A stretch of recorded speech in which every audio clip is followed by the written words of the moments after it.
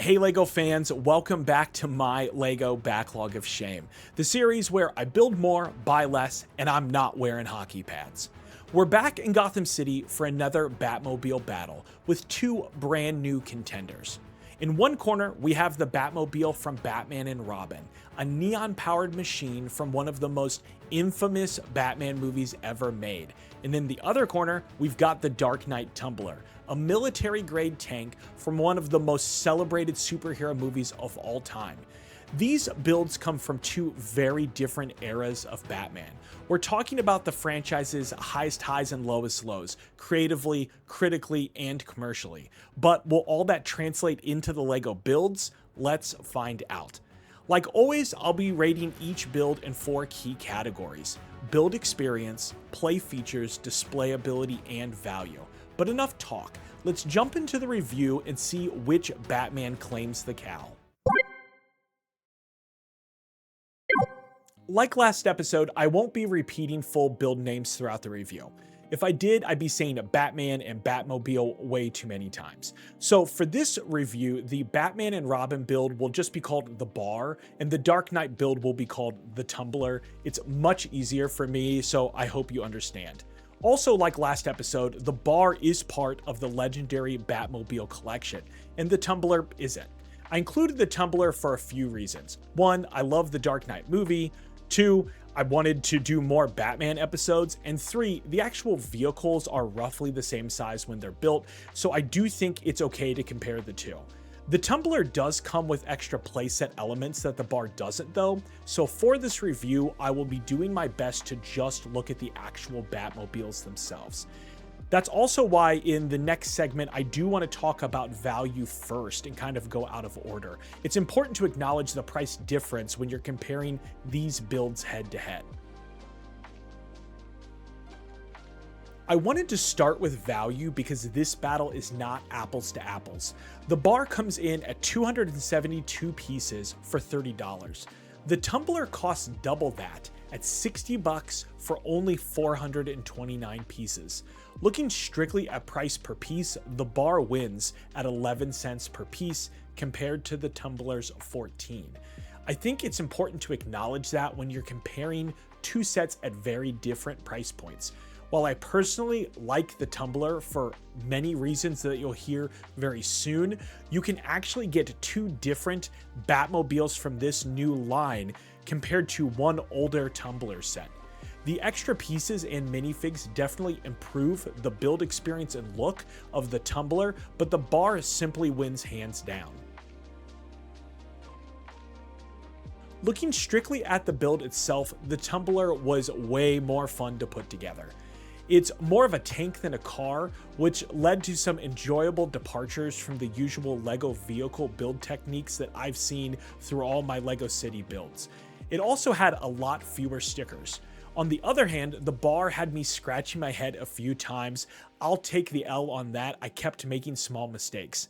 I also might have just been a little distracted, and at one point I lost a piece under my brick separator, but because so much of the build is solid black, I found myself making several mistakes along the way, so I'm giving this next category to the Tumbler. Play features is an easy win for the Tumbler even without the extra elements. Yes, they're both cool looking vehicles, but the Tumbler at least included some stud shooters. The Bar includes a massive smart brick sized hole where an engine should be. Seriously, I thought I'd skipped a step, but no, there's just a hole where an engine should be in the car. The Battinson Batmobile also had a space for smart bricks, but at least it had an engine that could be replaced by the smart bricks. The Bar literally is just an empty hole. The instructions never even suggest you put a smart brick there, but it's clearly what the designers intended. The one silver lining is the set does include DLC for the newest LEGO Batman game, but I don't feel like most people are playing it, and I did find myself getting a little bored. So the win for this category goes to the Tumbler. Displayability ended up being a much closer category than I expected. The Tumbler stands out easily because it's so different from other Batmobile designs. The Bar, on the other hand, Honestly, it's just not a design I love. I was the least excited to build it in this series. I've never liked it much, even when I was a kid. But when they're both finished, they look pretty cool. The only real drawback for the bar is its over-reliance on stickers. The movie prop design it's based on has crazy lights and geometry, and you just can't capture that at this scale, so LEGO decided to just put stickers where they needed to finish the job. As for the minifigures, they're Batman minifigures. They all kind of look the same when it's done. I do appreciate that LEGO chose the bat suits at the end of the Batman and Robin movie, which allowed them to do cowl printing. It also conveniently avoids forcing them to recreate the infamous costumes at the beginning of the movies. We did not need those in minifig form. Regardless though, the extra printing on a helmet doesn't win the category, so this category goes to the Tumbler.